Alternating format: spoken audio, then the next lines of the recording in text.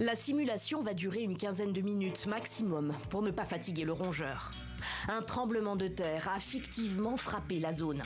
L'objectif de ce jeune rat en formation, retrouver des survivants au milieu des objets qui obstruent les pièces qu'il explore. L'animal a localisé un être humain. Il répond au signal de ses instructeurs et quitte les lieux.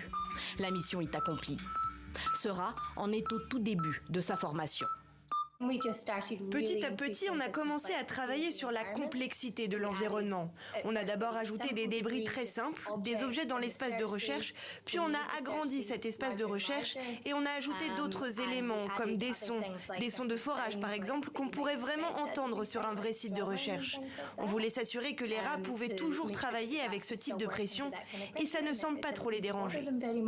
Ce programme est développé par une ONG belge qui forme depuis longtemps des rats à la détection de mines antipersonnelles. Pour ces scientifiques, l'animal a aussi toutes les qualités pour opérer dans des zones sinistrées. Curieux, agile, il a un excellent odorat et surtout, bien plus que les chiens qui participent souvent aux opérations de recherche, il peut pénétrer partout et s'approcher au plus près de survivants piégés sous des décombres. Relié à ce gilet sac à dos, un prototype, un interrupteur que les rats apprennent à actionner lorsqu'ils trouvent un rescapé. À terme, ce sac comprendra une caméra vidéo, un micro bidirectionnel pour qu'on puisse réellement parler aux gens à travers le rat, et aussi un dispositif de localisation pour qu'on puisse avoir une idée claire de l'endroit où se trouve le rat à un instant T.